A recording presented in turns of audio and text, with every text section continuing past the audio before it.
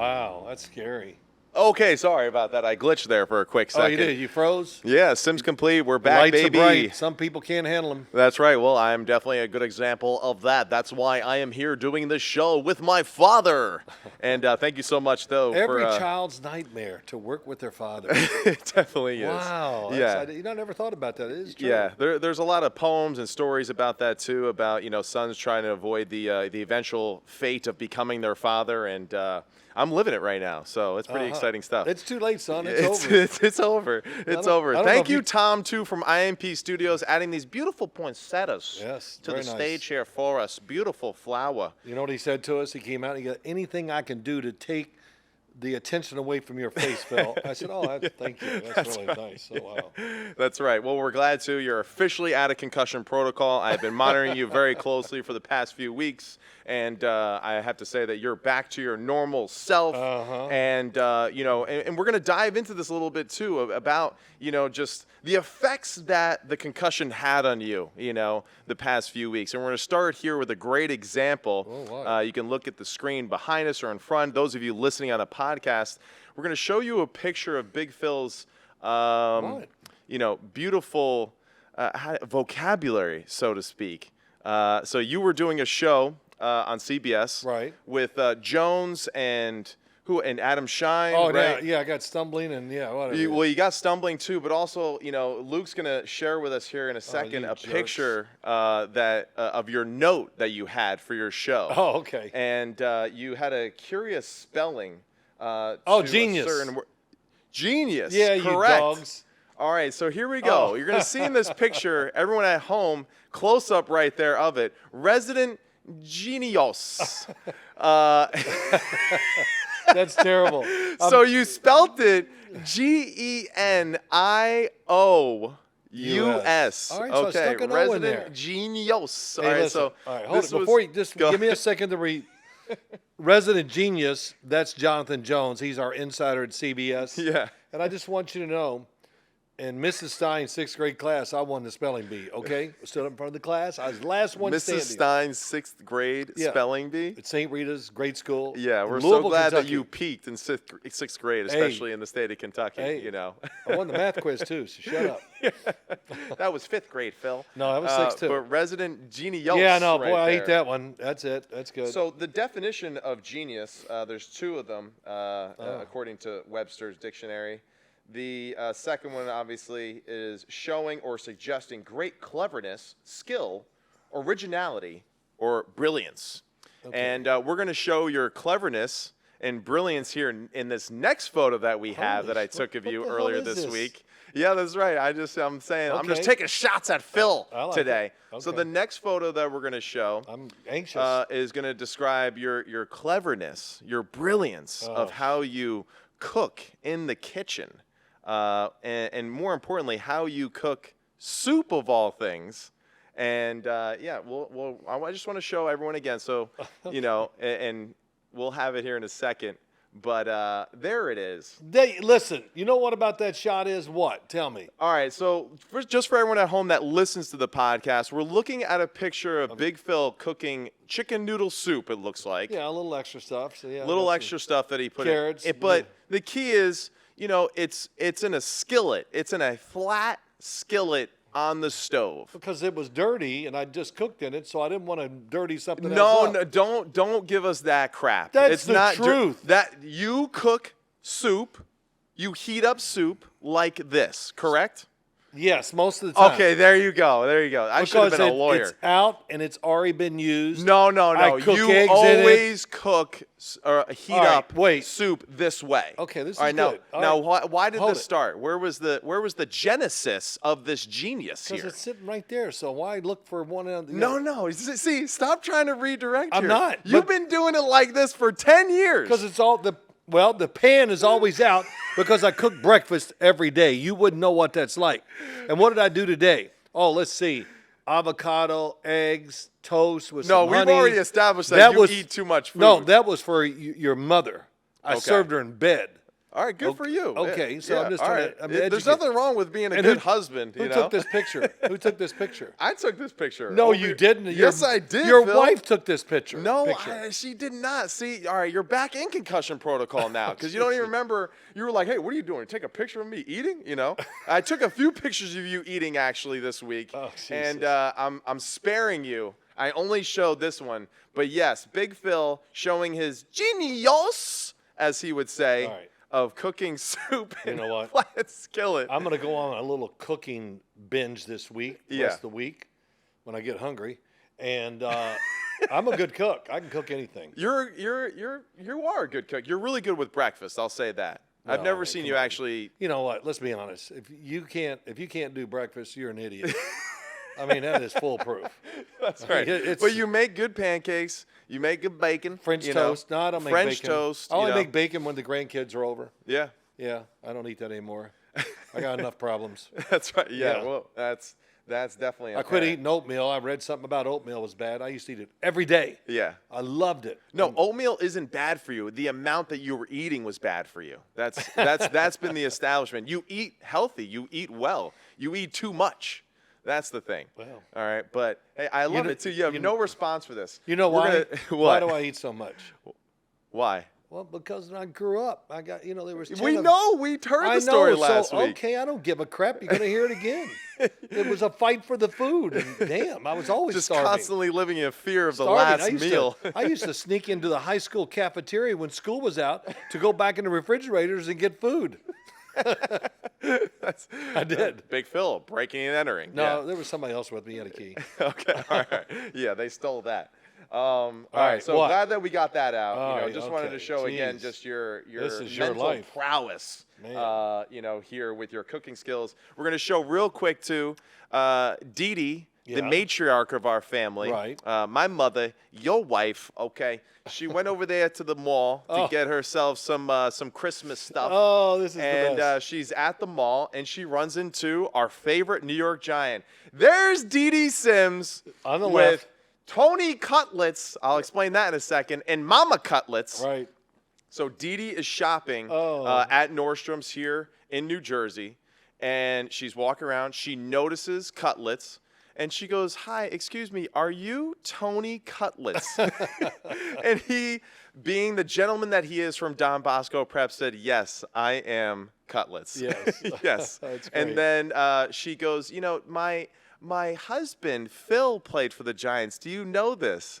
And he goes, "Yes, I know." And then Jesus. she obviously brought up the connection with me and him from Don Bosco. And then, she asked for a picture. He told his mother to come over. So we got this great family photo of them Christmas shopping, at Nordstrom's here in New Jersey, which was pretty fun and pretty. I loved it. I got a The text. group text, too, and the family was hilarious. Hey, I met Tony Cutlets. Yeah. What? Yeah.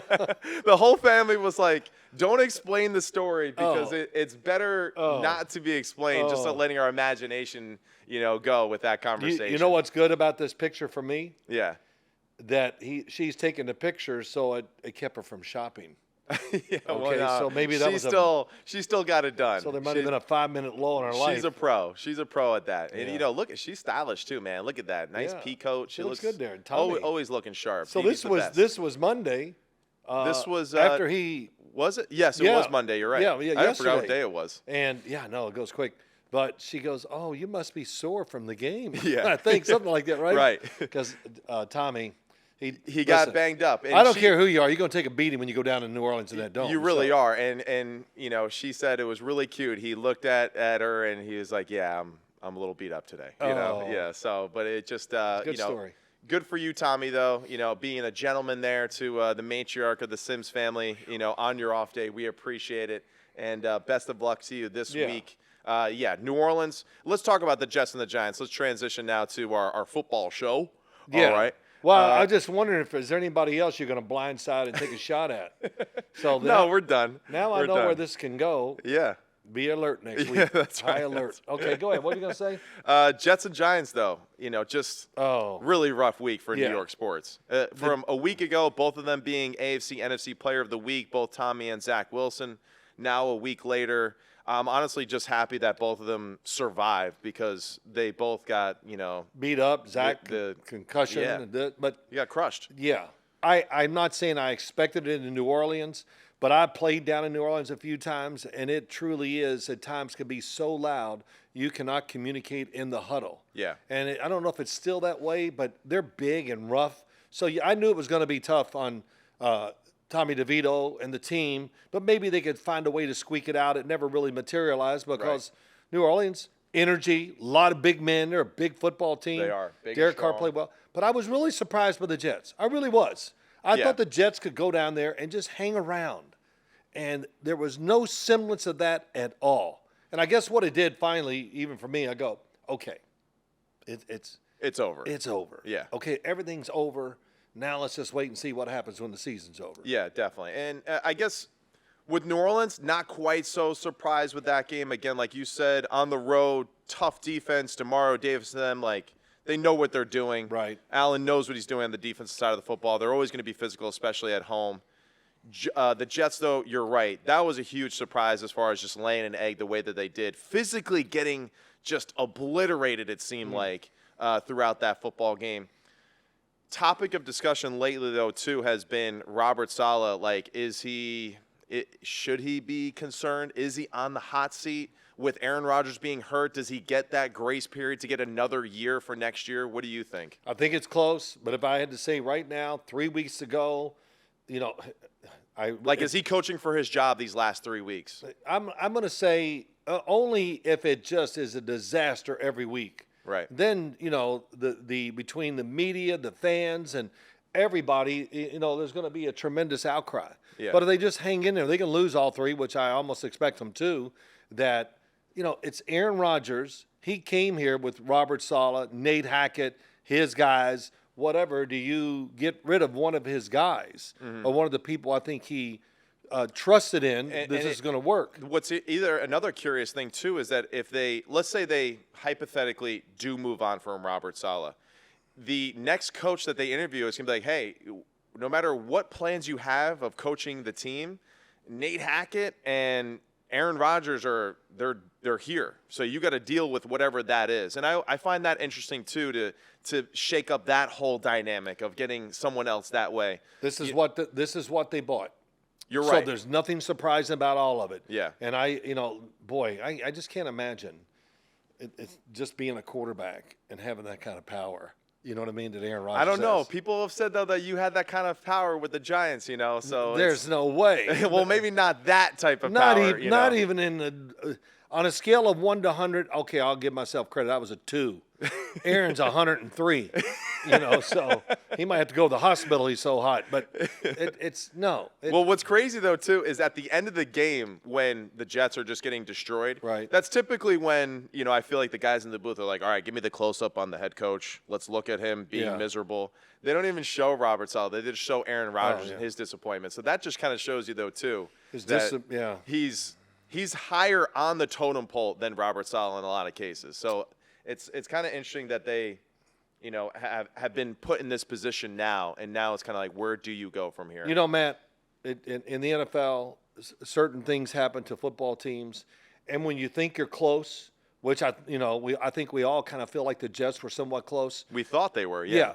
You got to take some chances. Yeah. In other words, are we going to get there? Are we talking about, let's just be careful and make a playoff Are game? they as close as we thought they were earlier in the year, though? They're not as close now, of course, with just what's transpired. But like trading in the quarterback, is that the cure-all for this football team? Is that really automatically with him as a quarterback, or were they going to be a Super Bowl playoff contender this season after what you saw from the whole season? Well, I just think it changed everything. So in other words, I can't even say that it changed once he got hurt. The enthusiasm, the intensity to a degree, and then losing and Zach not playing well and having a chance to really play well. Yeah. It demoralizes the franchise, and then how do you get out of that sometimes? And they never really climbed out of that hole once they got down into it. Which is funny, too, because they had good performances against good teams, but then it was really, really bad performances sometimes against teams that maybe they should have won or competed against, like and I guess the Dolphins game is just a great example of that too. Like, the team looks like all of a sudden, oh yeah, they kind of figured something out, and then the next week it gets thrown again. Hey, look, I fall into that group. Of course, I thought we all they'd do. kind of figured it out a little, and I really thought their offense was going to play well or good enough. To at Especially least, against a Dolphins team that we didn't think Yeah. was peaking defensively yet. We keep hearing that the Dolphins defense, like, they'll figure it out. They'll figure it out. Oh, my God, I'm so And, tired of hearing that. Yeah, like, now they played the Jets. It looks like their defense figured it out, but I don't know if it's really true or not. Yeah, the last thing I'll just say about they figured it out all right. They just overran them. I mean, when you can overpower, be faster, more athletic, all those things against a team that even if everything was equal in the score, it wouldn't have mattered. The Dolphins' defense just ran over the Jets' offense, and that's what we got. Yeah. Let's discuss Philly-Seattle a little bit. Let's go into that game. Yeah. What are some of your takeaways just from that game and Philly's struggles right now? I just keep looking and going, why are they struggling? And I thought they would win last night. Seattle's really been struggling. They are. They're, yeah. they can't win. What did they lost? So they lost 4 in a row, 5 of 6. Mm-hmm. Geno Smith's not out there. And I Yeah. thought if Geno Smith was playing, Geno can still make all the throws. He's tough. He can hang in the pocket Definitely. and all that. But he wasn't. But Drew Lock, my first thought is he did it. I hate to do this too.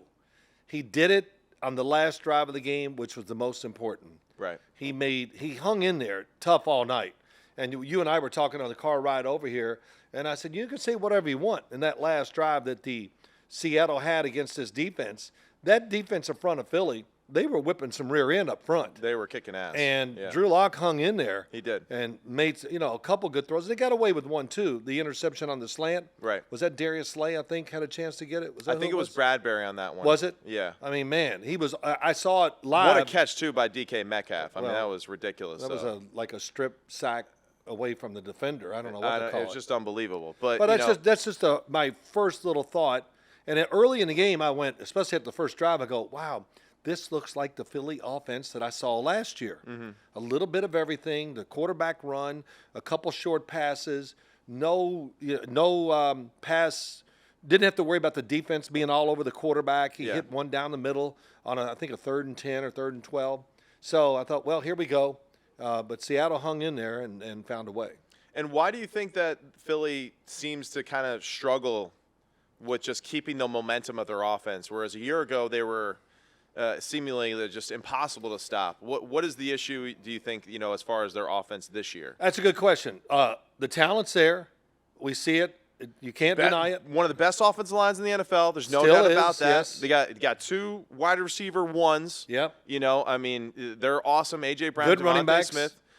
Goddard, of course, the injury, that hurt a little bit, but I don't even know if they really use Goddard the way that, he should be used in this offense, or at least not this year. Yeah, it's interesting. And the protection, I thought Jalen Hurts all night long. He didn't get good protection. He got great protection. He's been getting great protection, it seems that's like every the one every thing. week of the season. So, and I don't know if they said it last night, but you've said it. Why aren't they running the ball more? And, once you get that going, it just falls in place. We're going to throw the short pass, whatever, and every once in a while we take the shot down the field. You can tell by the way I'm talking, I'm having a hard time really figuring it out. Yeah. And it comes to this always to me. They got the talent. Now it's up to what? The coaches to take that talent and make it better. Yeah. That's what that really probably is. Right. That's it. As we unravel it, that is what it is. The Yeah. coaching just isn't as good this season, and rightfully so. It's no disrespect. Yeah. To change defensive coordinators now. Week 15 of the season. We always see that on the offensive side of the football. We don't really see that so much on the defense. defensive side of the football. So I think that's kind of telling, though, too, in a lot of ways. That now Matt Patricia's calling the defenses, and nothing. you lost 2 head coaches now. I mean, you had 2 guys that went to go be head coaches at Indianapolis and Arizona, and it's hard to replace those people. And it kind of just, I think, bled into the team now, and it's finally catching up to them. I'll go with the offensive coordinator, Shane Steichen. So just look at what he's doing in Indianapolis. Yeah. And look at their run game and what they do with Gardner Minshew, and you just go, oh, You can see why Philadelphia had all the answers last year during their season. Right. And, the other thing on defense, Matt Patricia, there's not much he could change. It's the sequence of the play calls. That's all it is. Exactly. Same on offense. What's important on offense? You could give every coach in the NFL the same talent, the same exact offense, and we're still going to have a really good group and then a bad group. Why? Yeah. Because the good group, they know how to sequence the plays and help their players, and the other guys, no matter what you give them, they're going to mess it up. Right. But I thought overall, why did Matt Patricia get the job? Look at the points they gave up the last couple of games. Mm-hmm. So they were not desperate, but they were looking for a little change, a little momentum, all those things, and it was really good. Yeah. Until the last drive of the game. No doubt. And your one question mark last drive of the game was what, as far as what Matt Patricia did defensively? Well, I would say time was on their side. Yeah. The pass rush was, zone it, make him throw it short, whatever. Sooner or later, I thought the pass rush is going to get to Drew Lock. All they need to do is sack him one time, and the game would have been over. Yeah. They got aggressive on the corners, and the corners, I'm not going to blame it all on the coach. Again, managing the game. Yeah. Corners got to manage the game. What's the clock say? Oh, they can only have a few plays left. If I don't get beat deep, we're in a good position. Right. And they got beat twice. So. And this is something that goes back to our discussion with Sean McDermott a few weeks ago. Too soft of a defense, allowing teams to just march down the field against them. Well, that was because they couldn't get a pass rush with just 4 guys against some of the teams that they were playing in those situations. Right. Whereas in this case against the Seattle Seahawks, the 4 was getting good, pushback into the pocket. They were affecting the quarterback. And then giving them one-on-one opportunities versus man coverage allowed them, I guess, more the easy out of being able to play faster and kind of just take those one-on-one shots. And also, too, just a phenomenal play by DK Metcalf where contested catch and, dude just was big, strong, went up there and got it. And not a lot of receivers in the NFL are going to make that play. No. And listen, for the quarterback in that situation, the get-out-of-jail-free card is what? Let me just throw a ball up deep down the field one-on-one. Yeah. That's the get-out-of-jail-free card. Right. That's the easy one. Well, had him one-on-one. Took a shot. Coach, you told me. No doubt. Get these one-on-ones. Let's go. Let's take them, yeah. So it was there. So that Yeah. they bailed out Drew Lock. Right. Because you saw all the other throws. Man, it was rough. Yeah. He was either getting It hit, was hard work. throwing it away, or they almost intercepted it. Mm-hmm. And he caught the defense. I don't want to get into this with the fans but he caught him moving a little bit. Where, let's say DK Metcalf, he was going to be covered, but they were trying to disguise it so well. All of a sudden, at the snap, the guy you think is going to be over to help the corner, the safety, he kind of goes back towards the middle, and no help there by the time he recovers and gets there. Right. Yeah, that's a good point too. Just trying to be too, aggressive with disguising defenses instead of just really like executing that type of situation. But you're right. One of my real pet peeves is here's the game, and they didn't do it. Yeah. I'll give Seattle credit. Philadelphia credit this way.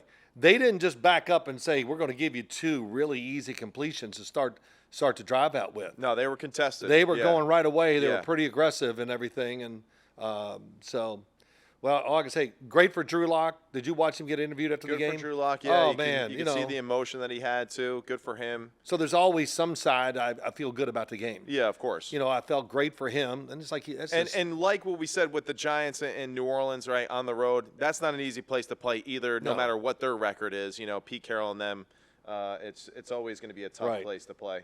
Jalen Hurts, struggled again.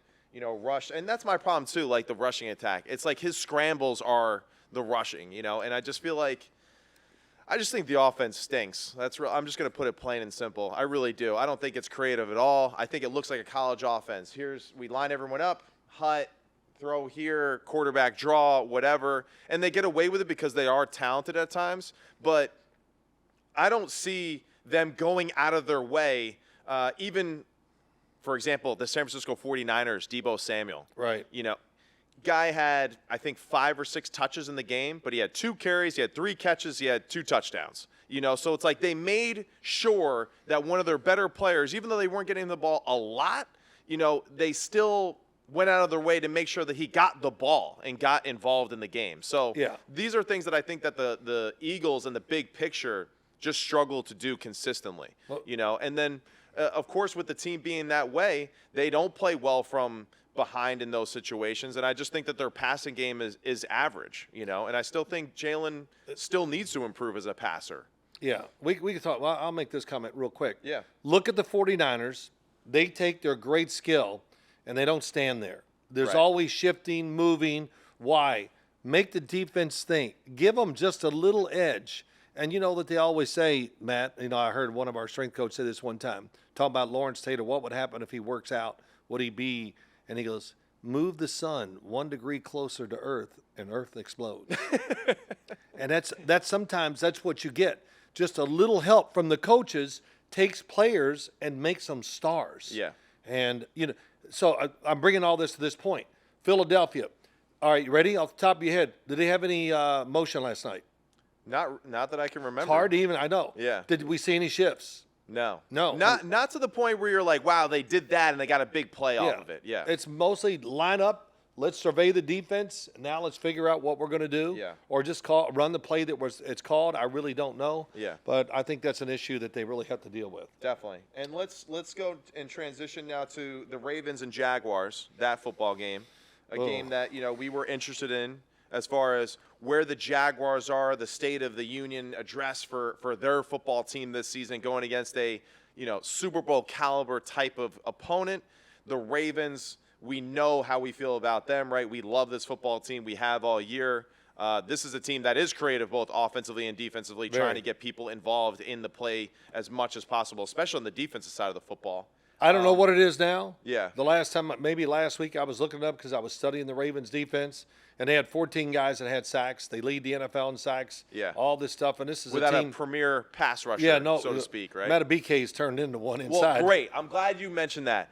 Matabike is an emerging superstar in the NFL. Yeah. He really is. Yeah. I mean, the dude has been absolutely phenomenal. 12 sacks in the season, 2 forced fumbles, and his quickness and agility and hand fighting is crazy. It really is. And I love, too, they showed the scene, a little clip of him training in the offseason. Yeah. When he's doing the ladder drill, if you would have, cut out the top part of his body, you would have been like, oh, that's a running back or a receiver. That's how fast this dude is moving. So it's just credit to him. Texas A&M guy, he's getting better every year, and he has, totally become one of the I think one of those guys that you're excited for as far as being the next superstar in the NFL. Well, I like to apologize when I judge people wrong. I do. I do. I don't know why. It makes me feel better.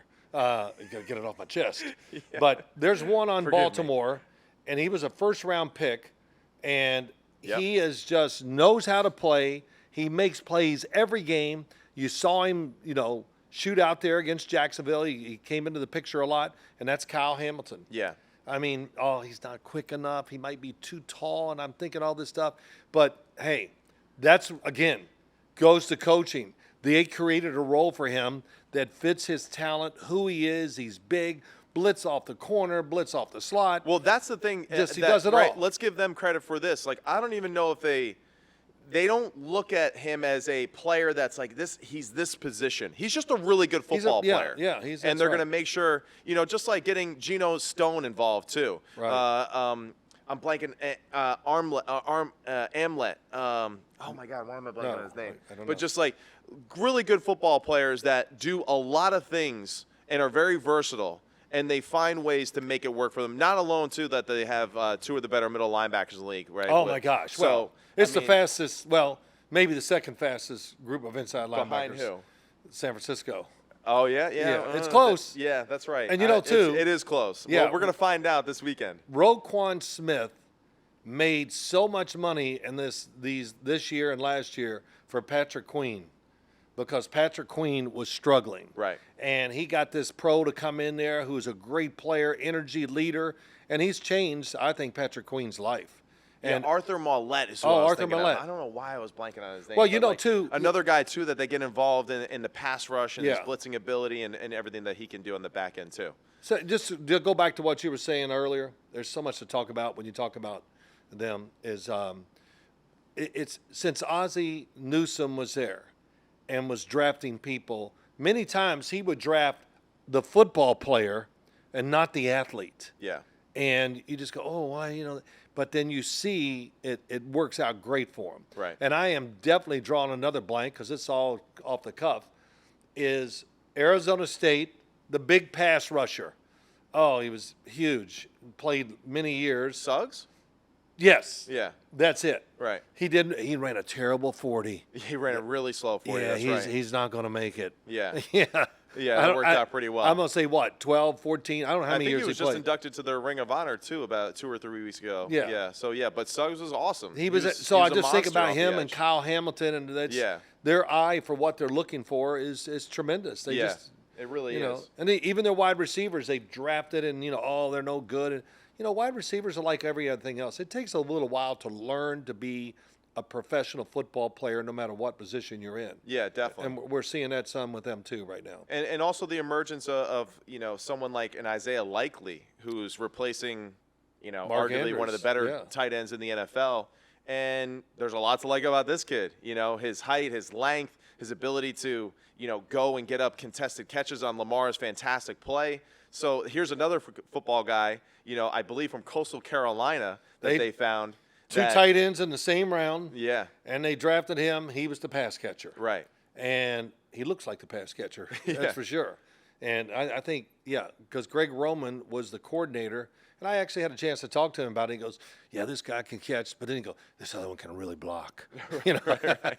What a shot. Greg Roman likes blockers. Yeah, definitely. I think he had 4 tight ends on their roster to start last year. At least 4. He loved them all because they all had a different role and a different skill set or whatever. But let's talk about – big thing real quick, too, though, is just, Mitchell obviously going down with the injury. That's huge. That was huge. Yeah. And that's something that I don't know if big picture a lot of people are noticing right now, but in the grand scheme of them and their Super Bowl hopes, not having him in that 2-deep rotation of the backfield, I think is going to be a big piece missing for them, especially in the playoffs. So just wanted to hit that real quick. He is so – I know. well, he's so fast. He is so fast. We're talking about NFL. When you stand out with speed in the NFL, you're like an Olympic track star. When you stand out with speed in the NFL with the football in your hands, that's a whole other thing, my too. gosh. So let's not even – I don't even think they knew what they had. So I always heard this story, and I won't quite go as deep.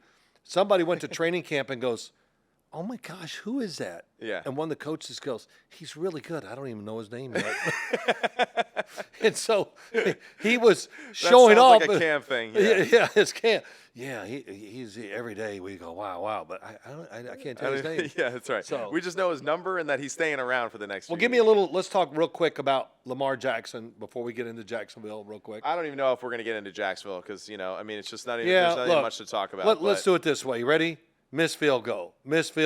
Fumble. Trevor Lawrence fumbles into the half. We're down there. They Oh, my mismanaged the God. clock. Yeah. That was the worst. Tried to be cute, going fast and all that. Spike the damn ball. Get 2 downs or 2 shots or whatever. Do something. But, I don't know. To try to rush like that. Now, hey, if it works, he's a genius. If it doesn't. But that really was kind of like the outcome of the game right there in that situation. Too, and I'm not going to overjudge. Yeah. But I feel like I've seen this story with Jacksonville so much in these this year and last year. And I know they played hard. Yeah, of course they do. I said to you, when we were watching a little bit, just, Baltimore just like kicked the crap out of them again too. Like kind of like with the Dolphins and the Jets, and I just feel like Jacksonville is never the imposing their will on the other team ever in any situation. They're too finesse for me at times. Yeah. And they're a team that I really wanted to I was rooting for this year. I wanted them to do well. I thought they were like one of those sleepers for the Super Bowl. I said this earlier in the season. But just, not enough physicality to their football team. Not enough just like badasses, especially like trying to run the football or to stop. Well, they stopped the run really well, but getting after the passer specifically too when they got to have a situation. And I think I'll make a quick statement. I think Trevor Lawrence, just watching him, he's the, I always say to people, when you're a rookie quarterback, okay, there's certain things we don't talk. We just let them go. Don't overjudge them. But in year 2, I want to see a difference in who they are throwing-wise. No doubt we saw it last year with Trevor Lawrence. Mm-hmm. And, Matt, I think the ball, when he throws it, it's coming out awesome for him. I mean, he can like overpower the ball. It looks like any time he wants. In fact, in that game, I thought he threw it so hard a few times he missed a couple guys. Yeah, That's we also learned too that he was obviously banged up in the game, and he took a lot of hits. And again, that kind of goes back to that physicality thing that I was saying. But so let's go to Lamar though, real quick. Lamar, I'll do it real fast. I said on CBS, we talked about him. I said I'm not trying to get a click or whatever all that crap is. I said Lamar Jackson has the quickest release in the NFL. Somebody argue that with me and try. Him and C.J. Stroud, I would say, those two guys. Yeah, C.J.'s pretty quick, but it's not. Lamar can just flick it with his hand, and we talk about all this quarterback stuff all the time. He grips it like it's a baseball. Right. I mean, he's got all of his hand at the very end where the ball is really small. Right. And that's one of the reasons why he can do that. But how do you rush him? You got to keep him in the pocket, and then he's up, he's out, he's side, and all that. And he looked extremely quick to me in the game. Sometimes I watch him and go, man, Lamar, he looks slow today for him. Lamar. For him. Yeah. But his quickness, the fact that he can still find the guys down the field and all that, it's really, he's becoming a better passer, a better quarterback kind of every single year, which is really cool. Right. And he's, learning how to manage the game as a quarterback, and we'll discuss we'll those get into things that too later, right? Quick. But you're right. And also, he's strong as hell. He is strong as hell in the pocket. Wire. The fact that he can just throw people off his body, when he's in the pocket, and then still have those quick bursts after it, and be dynamic throwing the football, that just kind of shows you like this dude is different. He's Lamar's got bones, tendons, and muscle. That's it. We all have that. Yeah, Some but of us got a little extra. He doesn't have that extra stuff at all. I mean, it's nothing but tendons and muscle. No, he's got it for sure. That's great. What do you got? Come on. Browns. Joey Flaxseed. Oh. Let's talk about it. Joey Flaxseed. Flaxseed. I feel like it goes with his age too. The Browns, what they're doing, struggled against the Bears. The Bears. Let's say this real quick about the Bears and Justin Fields. I agree with you. I don't think they should move on. I think they should keep Justin Fields and keep building around him. And, the fact that he hasn't played great, all right, then you don't have to give him that great of a contract. Just give him something to get through the next few years so you can build the team around him. Well, he gets the fifth-year option. Right. But, you don't have to break the bank is what I'm saying. It's not like he showed you enough where you're like, oh, we got to pay him $300 million, right? So there's that. But, let's go back to the Browns real quick. All right, Joe Flacco struggled in this game, right, early on. Yeah. But, damn, did he make 3 or 4 throws that were like, wow, at the end of the game. Yeah. And credit to them for hanging in there and playing tough with good team defense, and then him just making the throws that he needed to. Joe Flacco sacked 4 times, 3 interceptions. And if somebody said that after the game, the interceptions, he goes, did I throw any? I don't even remember. Yeah, that's right. Because he's that way. Yeah. He's just going to keep playing. And, after you throw 3 interceptions, it's hard to pull it back sometimes. And hell, he made some great throws after that 3rd interception. And you said that, too, on the CBS broadcast after the game, too, that just like the good thing about him is that he keeps chucking it. He doesn't care. He's just going to keep playing. He also knew that in the situation of the game, he had to keep throwing. Yeah. Right? And the deep cross that he threw to Amari Cooper, that was a phenomenal throw. That was a little sidearm dip. It was unbelievable, the window that he threw that into. And then retreating, giving ground to David Njoku to set up the field goal. That was a huge play. And, again, highlighting David Njoku. Oh, my God. He should be a superstar. You're right. And I think everyone, that team. It's taking that long? We're realizing that, too. Yeah. And I think it's pretty cool to see that as well. Yeah. And with Joe Flacco, the offense – man, I'll tell you, what I loved is seeing him with the original starting offensive line they had this year. Right. Because the screen game is really evident when you watch it. They move the pocket, which is always good. I say this almost every single week, but they got many plays to get the ball down the field for big plays. Right. And they do enough with the motions and formations and all that. And, Kevin Stefanski, to me, is, he's not going to win it. But he's going to be one of those 3 or 4 coaches at the end of the year. We're going to have debates about who's the coach of the year. I mean, he definitely should be listed, as someone to be in consideration. Oh, yeah, for this just year. what they're doing. And now he's really, truly got the quarterback that fits his system. Right. I mean, Deshaun Watson fits it, but not as much as Joe Flacco. Yeah. This is the way Joe Flacco should have been in his whole career. Agree. This kind of offense. Agree. And here we were, a year or two ago when he was with the Jets, and we're like, Joe Flacco can't play. How dare they Yeah. put him out there? Well, I don't know. It seems to be a Jet thing. But here he is with the Browns. Offense is designed well. It allows him to do what he does extremely well in the play-action pass game. Right. He can still push the football down the field. Not as talented as he was, obviously, in his prime. No, I could see a which little was, difference, sure. when he was in his prime, he's one of those guys, too. He's very underrated. Yeah. When he was in his prime, he was arguably one of the best throwers in the NFL for about 3 or 4 years in a row there. Absolutely. He always had the Ravens in it, and just, kind of one of those guys that I feel like doesn't get enough credit sometimes. No, because he's so low-key. That's I covered many of his games, and he was always extremely nice. And, he was not what's as Parcells would say, I don't need no damn star quarterback. I don't want a celebrity quarterback. Celebrity quarterback. Something like that. That sounds like something Parcells would say. Oh, yeah, he had. Because he wanted to be the celebrity. Yeah, well, he was. But and also, imagine if Nick Chubb is healthy, for this football team. If their offensive line, Yeah. even somewhat. Even some of their defense They being lost the banged up. backup right tackle. Yeah. The rookie from Ohio State, Jones, Dawan Jones. Oh, my gosh. I had somebody tell me they should bring him in. You know how when you run the extra receiver in on third down? Yeah. They should run him in there to play right tackle because he's probably one of the top 2 or 3 biggest guys in the NFL. Right. He's huge. Yeah. 6'8". Time you get around him, the quarterback's already thrown it. But, Yeah. Yeah, that's a big miss. So hard to overcome an offensive line that struggles. Yeah.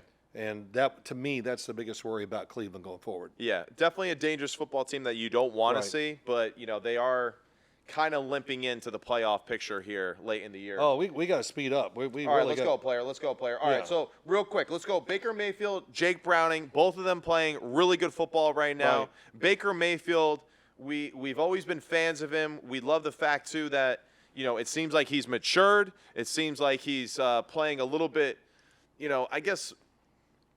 He's being more of a game manager. He's being right? smart. He's being smart. Yeah, everything. And, Baker. But he's also trusting his instincts and cutting it loose, too. Because, there's a few throws where you're just like, damn, can you throw it any harder, Baker? No, Baker, it's never. He's like a pitcher in baseball throwing 98. He goes, hell, I got to throw it 100. And Baker loves showing off his arm. Right. And he's really been accurate and not losing control of the football. He has grown up. I've watched him in interviews. He just handles himself really, really well. And somebody asked Todd Bowles, explain Baker Mayfield to me. I guess this was in training camp, whatever. And he says, well, if I told him to stick his face into the fan, he would. Yeah. And I go, wow. Yeah. And, so right away, his chemistry, his leadership picks up the offense quick, and his ability to get the ball down the field to those 2 big wide receivers, oh, my gosh. He's done a great job. So I want him to get it. Yeah. Had a tremendous game against Green Bay. Perfect quarterback rating, whatever that is.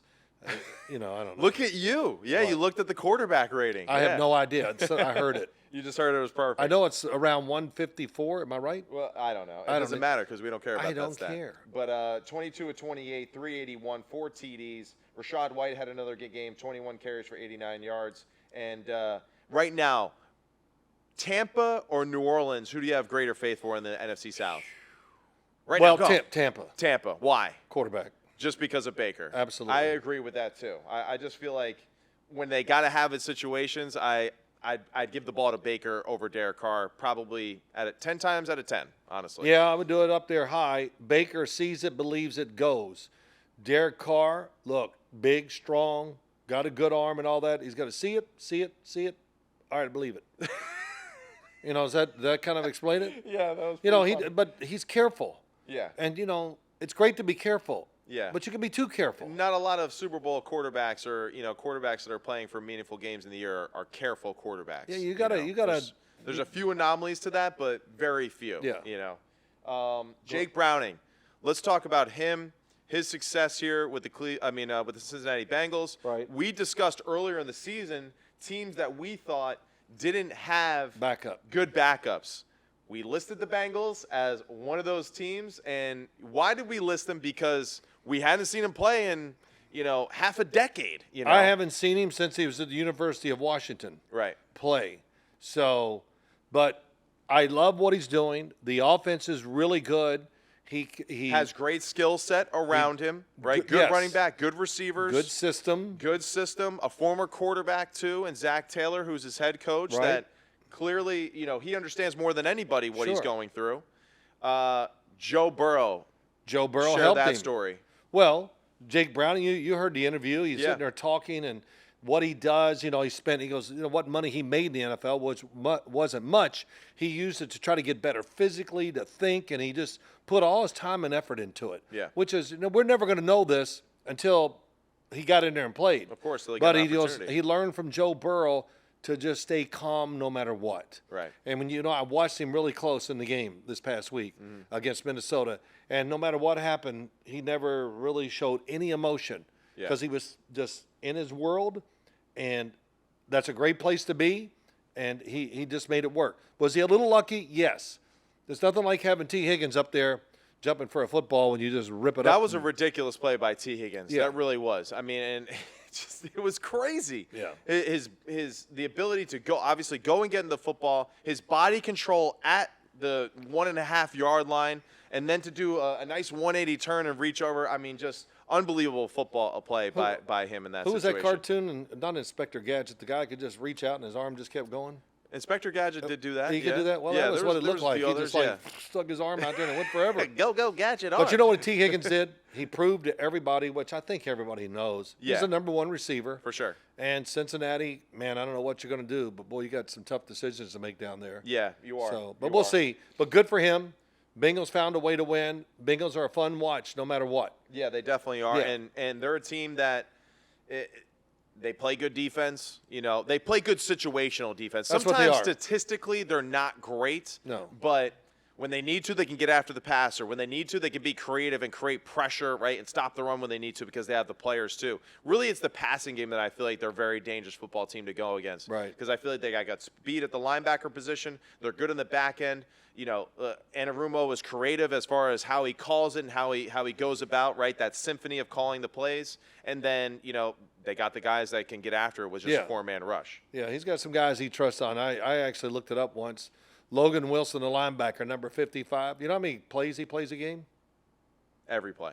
Every play. Yeah, He I was never going to comes say. he never comes off the field. Yeah, well, he's awesome. And he's got some, which I've noticed more this year. And Pratt, too, he's amazing. Pratt's out there about 95%. Yeah. But Logan Wilson has, what's the word for it? He's a little itchy this year. Right. You notice that about him? If I can get an extra hit, I'm taking it. Yeah, right, right. And his emotion. I don't know why I didn't notice it in years past, but boy, it's really jumped out at me, almost every game I watch of them, and I saw it against Minnesota too. Yeah. So, well, good for him. Yeah, good for him. All right. And so we're going to go to now the MVP situation and Okay. kind of what's going on with that, the drama that surrounds that right now.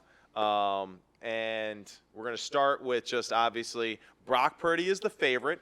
Yes. All right. And rightfully so. Okay. And there has been things that have been said, obviously what Cam Newton said about him being a game manager, Right. Dak, Jared Goff, Brock. Didn't put Jalen Hurts in that category, even though that's exactly what Jalen Hurts is for the Philadelphia Eagles. Right. Oh, my God, I said it. Well, But it's okay. I mean, yeah. And this is the thing, right? Go ahead. What would you like to just say first? well, when people say the phrase game manager, they don't mean it as a compliment. Yeah. It means this. You're just lucky because you got all these good players around you. It's Right. not about you. It's a backhanded compliment, slap him in the face, whatever you want. That's what it is. And, being a game manager is an absolute must for a quarterback to be in the NFL, to understand situations, to be a coach on the field. Especially the way that we judge the position now. Oh, my God. And how we just micromanage every coach's decision, every decision made by the quarterback, especially for some specific teams and quarterbacks in the NFL. It's out of control. It really is.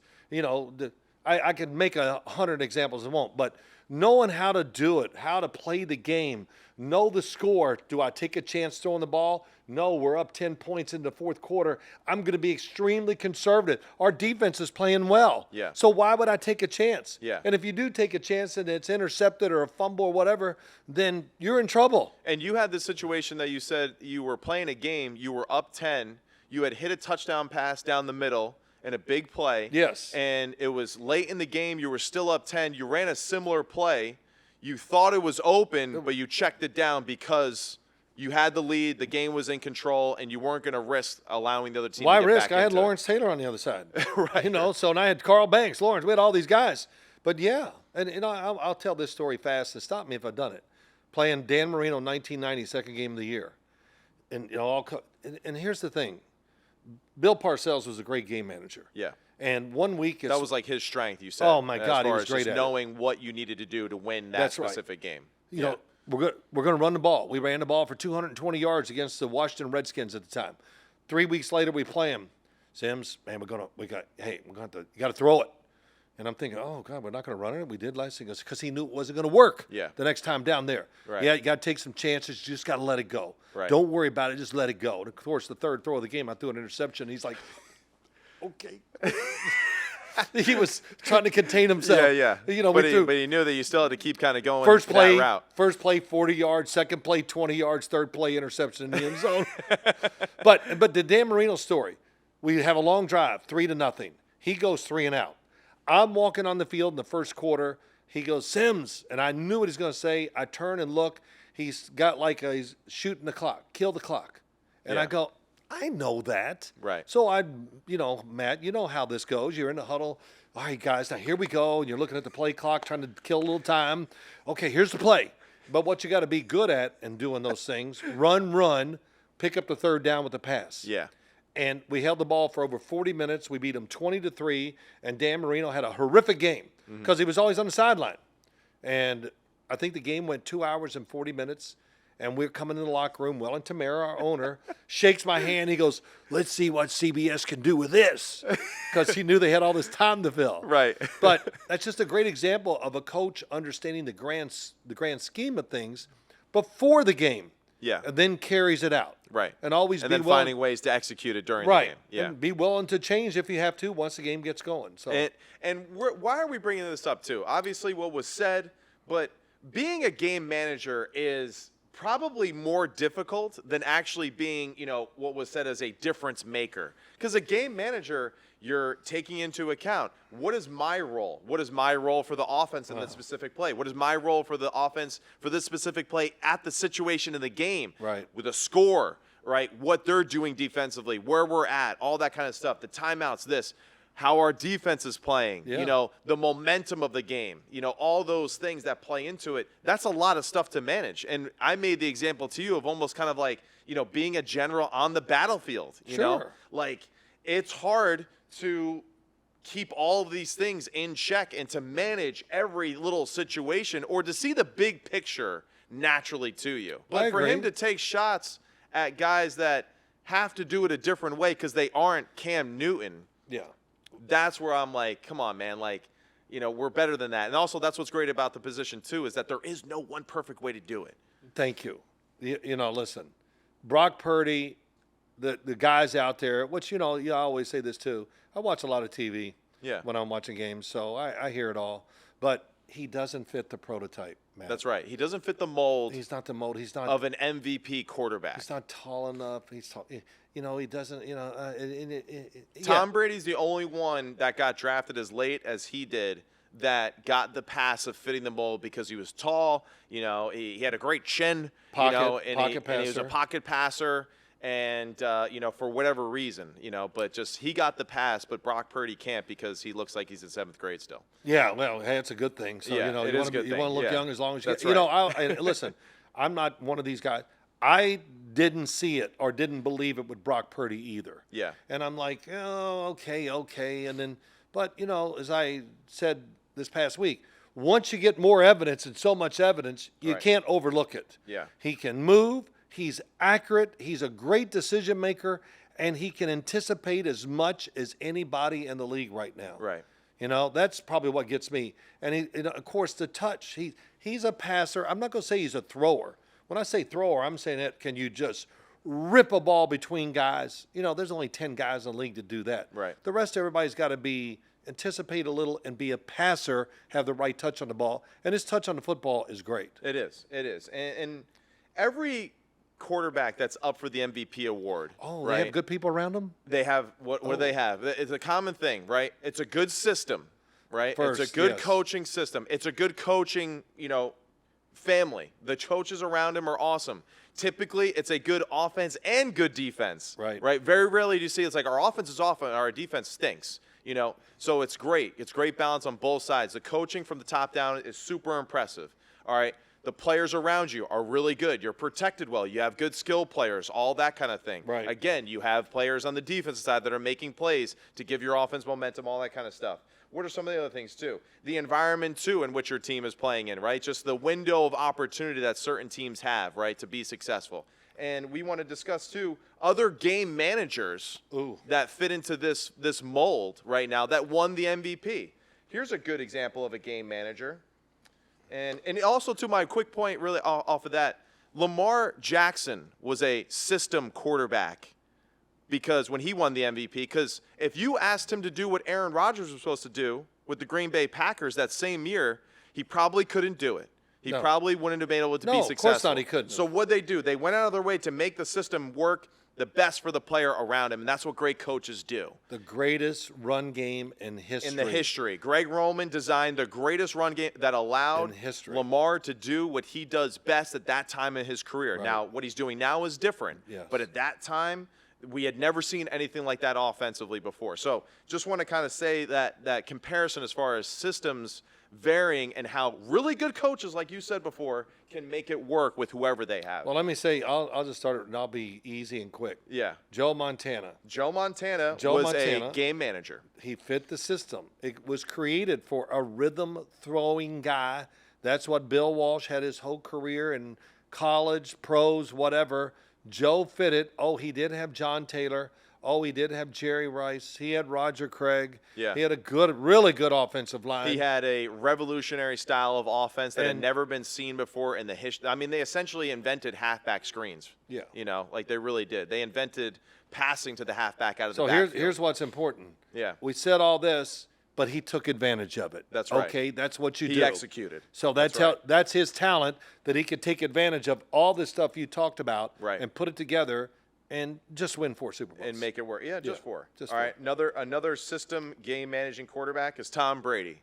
Same thing too. Well, He did a couple of games systems. Go ahead. Well, that's the thing, right? Had multiple offensive coordinators. Yep. What was cool too is that team, basically found different ways to win throughout his career. Early in his career, they were more of a running team, defense. Play action, play great defense. Later on in his career, a little bit more passive. They were the ones that kind of revolutionized that, throwing the ball at the line of scrimmage, the wide receiver screens, all that kind of stuff that was a little bit more dink and dunk college style like with the downfield passing of Randy Moss. So they evolved and did that. Then, McDaniel, what he did with them as far as then being revolutionary at the offensive position. So, and then also, fantastic talent. Talent around Fantastic talent. I mean, at one time, his skill group was he's had tons of fantastic receivers. First off, here we go. You got one system. Then they created the slot receiver and made him valuable. They created the double tight end system. Then they went 4 wide receivers. Oh, yeah, Nobody in the league was doing it, and it was crushing everybody. Right. I'll never forget they beat Joe Gibbs and the Washington team at the time like 40-something to nothing, I think, because the 4 wide receivers, they had no answer for it. Right. And then what? Then the two tight ends, right, with Gronk which they and did. Hernandez. And then what came after that? Then they took James White, and I remember being up there maybe in training camp early. Hey, he really could be a receiver, and we're going to play him at receiver. Right. Nobody was doing that. So they were not only talented and all these other things, but you said it, they revolutionized many aspects of the NFL offense. Totally. So that's another guy, right? But, he kind of got the pass, because he's Tom Brady, right? As far as being looked upon that way. Yeah. But again, he's one of the greatest game managers in the history of the NFL, right? Okay. Yes. I mean, right? So that's awesome. He took advantage of it. Yes. When you take advantage of it, that means you can manage what they're handing to you. So Troy Aikman, another good example of it. Team was loaded on the defensive side of the football. Offense, Emmitt Smith, Michael Irving. Awesome. One of the best offensive lines in history. One of the best offensive lines in history, right? I remember you saying that the other day. The defense was phenomenal. You said that they were always fantastic on the defensive side of the football, where the point where you were just like, damn, the second group that came in was just as good as the starting group. I don't think there was a starting group. Yeah, right. That's how good they were. It was 4 at a time. So he's another example of that. Troy Aikman, Hall of Fame quarterback. We already did Joe Montana, right? So Rich Gannon, system quarterback, game manager. Changed his career. Changed his career. MVP. with the John Gruden offense, and Right. Rich was awesome at it. Yep. And that was totally new, to the NFL at that Absolutely, point. yeah, it was. Absolutely. And also to go with that, they were doing things defensively that were very unique at the time, which kind of helped balance their team and playing complementary football.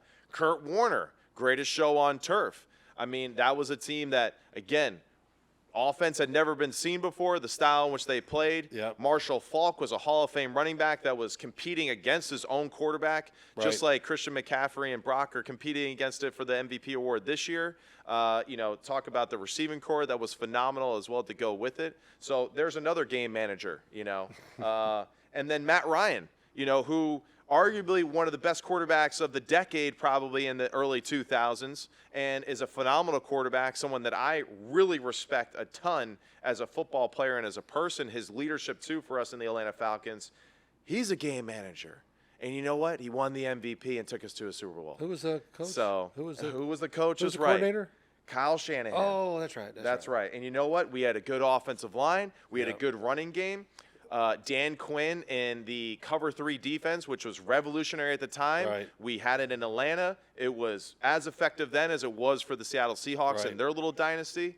And Julio Jones was prime Julio Jones. He really was. He was Optimus Prime Julio. Like, he was unstoppable. Devontae Freeman was phenomenal. And, so there's a list of guys that, for whatever reason, say what you want about Brock Purdy being a game manager, but there's another group of guys that are game managers. All right. That are damn good players. Yeah, you got it all. The last thing Sorry, is, was I too angry? it was great. I love angry. It plays well. Here it is, and you can mark this. If and when they lose, he will get really bloodied. Yeah. Because they're going to lose because he's not going to have a good game. Right. Because the opportunity's not there. Maybe he plays bad. You never know. But when it happens, he's going to take – it's going to be an avalanche. They're going to pounce on him. Because they're all going to have to be quiet for a couple weeks here and whatever. But as soon as the playoff starts, well, we'll see. Yeah, that's right. Well, that's what's annoying, too, about football, too, is that it just feel like everyone kind of waits around to, And that was the thing, too, like even to defend Cam and his comments, right? That was what was annoying to me about Cam and his career. Everyone was constantly, well, like eventually he'll mess it up because he's not a traditional quarterback. Jesus. And it's just like the Carolina Panthers wouldn't have been in a Super Bowl if he wasn't the dog that he was on the field and what he did, that year. And I saw that. I saw that twice that year. You saw it twice, I was with the Falcons on that run. And when we played them, I was like, this team is awesome. And they were virtually unstoppable, And I also think, too, like, damn, Cam, you missed out on the tush push because you would have had 100 more quarterback touchdowns with the tush push concept. Yes. But that's the thing. And I'm not, like, taking shots at Cam. Like, what he said is what he said. Listen, we're talking about it, so it worked for him, too, right? Sure. But just – that's what I think is annoying about the quarterback position sometimes is that we're waiting for guys to fall. We can't enjoy the success when it is there, or we enjoy the success when we choose it to be the appropriate success. Well, if you bet against anybody in the NFL, you're going to win a lot. You're always going to win. You just got to wait. That's right.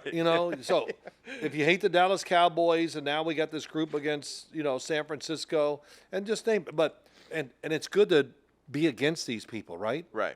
Because, they do it, and then I'm not good. Stephen A. Smith, the cowboy thing, it's fun, and I understand it, but they're the most visible, most publicized team in the NFL by far. So to make them part of your commentary all the time, people are going to listen. Yeah, for sure. And that's proven 1,000 times. Yeah. I mean, even on CBS, we have the Cowboys on.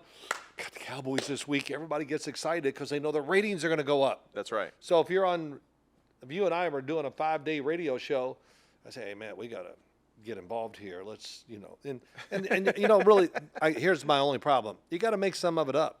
Yeah. You know what I mean? Which that's right. I can't do. Yeah. I can't do it. We can. No, I can't. One guy that I missed too that I was on my list that I want to discuss too as a system quarterback, but this is later in his career, Peyton Manning. Oh, yeah. Peyton Manning with the Broncos. Great defense. Awesome offensive line. Great skill group around him. game manager, because he couldn't do it physically the way that he did, where he was dropping back and right. just cutting people up. So he adjusted. He adjusted, and he made it work, and he was really just a great general, know. Now, he's a little different in the sense that he's calling his own plays and basically like the offensive coordinator on the field and all that, but still, he managed the game appropriate to the defense, what they were doing offensively, and making sure that he could optimize what he still had left in the tank. And you know what? That took him to 2 Super Bowls late in his career and ultimately winning one. Peyton changed the quarterback position. That's right. As he became the guy that did all the work, this is the last things I'll say. Yeah. He did all the work, checking all this. I talked to a few head coaches, and I said, you're going to maybe let your quarterback do what Peyton's doing? And they go, no way. I'm not going to put my career on the line with my quarterback. But now we expect what Peyton Manning was doing with the Colts and even in Denver for all quarterbacks to kind of be that way. Yeah. And the other thing that helps all quarterbacks is, managing the game, the helmet. They can talk to you. Hey, be careful here, or whatever. So the coach can help you a little bit manage the game while you're on the field. That's all I got to say. So let's go picks real quick. All right. All right, now, real last fast. week, Big Phil, 1-3. Yeah, it's unbelievable. I had a terrible week everywhere. No, you just got unlucky with the Bengals and Viking game. That was a really, killer, yeah. So you took the Vikings. I took the Bengals. They squeezed that one out. Yeah. Big Phil on the year is 16-11 now. Right. Your son is 17-10. So after being behind for the majority of the year, Well, I'm really happy. it's not how you start, it's how you finish. Oh, yeah. We'll I finish got it. strong. Cowboys at Miami. All right, Cowboys at Miami. Who you got, Philly? I'm listening to you first. Okay, I am going to go with Miami. Okay, I'll take the Cowboys. All right, cool. I like it. Baltimore at San Francisco. Baltimore at San Francisco. I am going to go with Baltimore on the road. All right, good. I'll take San Francisco. Jacksonville at Tampa Bay. Tampa Bay. All right, I'll take Jacksonville. Really? Yeah. Wow. Okay. Well, I'm All just right. going to go against you. I'm going to go 4-0. New Orleans at the Rams. Ooh, that's a tough one. This is a tough one. I'm going with the Rams. Me too. All right. So that's the one that we. So we got agree 3 on. different. Yep. So- All right. Cool. Oh, that'll be great if I sweep. Got a 1-game lead on you. I love it. All right, that's all for us this week with Sims Complete. Please subscribe and listen to us on our YouTube channel. Write any comments. Call Big Phil on his cell phone if you have any questions for the show for next week. Thank you again. Yeah. So find us anywhere where Let's hear some podcasts are questions. available. I want to get give me angry questions. Don't worry, I got the answer. Well, we'll see. After what we did with the game manager list right there, I'm sure we'll piss somebody off. No. Yeah, that's all for us. We'll see you next week. All right. Thank you so much, IMP Studios. Thank you to the Believe Network for believing in us. Yep. And thank you, Big Phil. And these beautiful poinsettias, we'll see you again next week. How do we end the show, Big Phil? I have no idea. Toodles. Still in concussion yeah, protocol. I just can't. All I right. can't. No, I knew that. I just can't say that word. I We'll don't know tell now. the story about that one of these days. all About right? what? But, the Toodle story. All right, with Coach Toll. But Oh. we'll get to that. Okay. All right. See you next week. He's here.